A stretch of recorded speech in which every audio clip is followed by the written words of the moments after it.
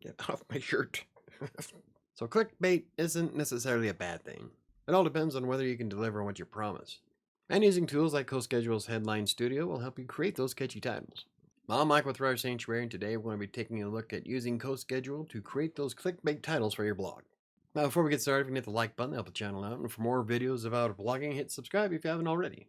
And if you have any questions, comments, concerns, you can always hit me up on social media, on Twitter and Facebook, or use the contact form on WriterSanctuary.com's website. Okay, CoSchedule's Headline Studio is a free tool that you can use once you set up an account. I've used it for myself as well as my freelance writing clients, especially those on TextBroker. It provides a score based on the verbiage that you use in your title and then pits it against how well it would perform for clicks and sharing on social media. And right now I'm currently running an experiment to see just how much of an impact a title actually makes in sites like Google. But anyway, let's take a look at CoSchedule and see what it can do for you.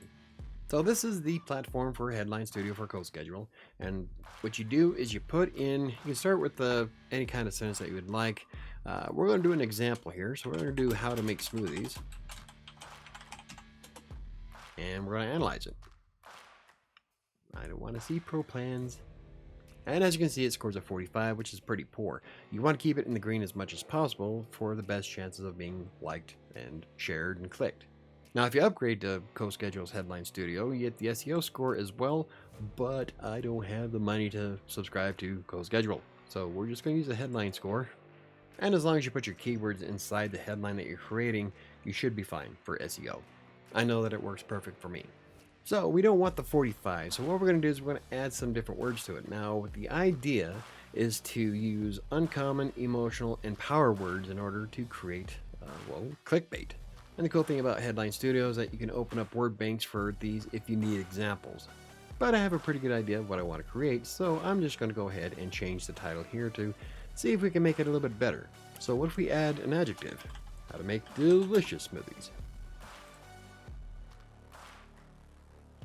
As you can see, we went from 45 to 61, so we probably could go a little bit better with that. So, how to make delicious smoothies your family will love. That already has a power word in it, and we hit 77. In fact, some of my most popular blog posts don't even score in the 70s. But a lot of the ones that score in the 80s do very well. So according to this title, it'll be really good for sharing and clicking, and it gives you a base of what you need to put in your content. So you need to make sure that you are creating delicious smoothies, and the family will love. We're going to aim for making more than just one portion. So you'd want to show how to make enough smoothies for everybody. And usually families are about 4 to 5 people each. So you'd want to make it enough for everybody. So that's what your article would focus on. It's not necessarily clickbait because you're showing somebody how to make delicious smoothies en masse. See, that's the difference between positive and negative clickbait, is that sometimes negative clickbait will be there just so they can get the click, but doesn't really fulfill on the promise that the title implies. But in this example, if you write the article according to how to create a good tasting smoothie for a family of 4, then you're actually contributing to what people are clicking on. In other words, you're giving them exactly what they're looking for, so it's positive clickbait. But what if we decide to use a blog title generator? There are plenty of blog title generators out there, but today we're going to be focusing on SEO Presser. I've used SEO Presser quite a few times in the past. I like it. It's a decent tool.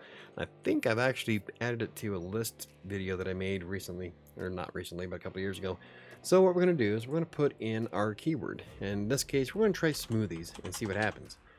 And we are going to go with a generic term. We're going to hit generate titles. So SEO Presser is going to give us a series of titles that we could use on our blog. So like 7 things your boss needs to know about smoothies. Not necessarily sure that's going to fit. 7 doubts about smoothies you should clarify. That would actually probably be decent on a blog. 7 things to avoid in smoothies. But you get the idea. What we're going to do is we're going to take one of these. Let's go with 7 doubts right here. And we're going to copy that title and we're going to paste it in our Headline Studio and analyze it. See, it scores fairly low. Now we can add a little bit more to it to make it more clickable. So what I want to do is I want to take out the word 7, make it a number, And we're going to add the word incredible. So 7 incredible doubts about smoothies you should clarify. What does that do to it? It turns it up to 74. So as you can see, you can use block title generators in CoSchedule to come up with some decent titles, and what you'd want to do is try to find a way to spice it up a bit. Essentially, that's what clickbait is. Just make sure that you're delivering on your promise that the title implies. I've actually used both of these tools quite a bit in the past, and they have provided some great titles and some great articles. In fact, that's another study that I plan on doing in the near future, is what happens if we use nothing but what the blog title generator provides in terms of content. So essentially I'm using the blog title generator to dictate what I write next. I think it'd be kind of fun actually. That's because I love collecting data. So what tools do you use to come up with blog titles? Great thing about these things here is that it doesn't just have to be for blogs. You can also use it for, well, like I said, clients, YouTube videos, all kinds of different possibilities with it.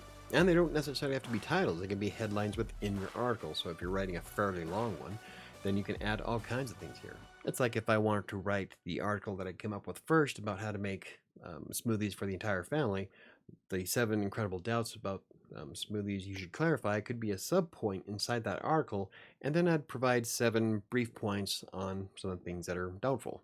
It gives the article a hell of a lot more oomph and makes it longer, which makes Google happy. But you never know that somebody that goes through there wants to make smoothies for the entire family might get some value out of understanding some of the things that go behind it. It's all about offering additional quality.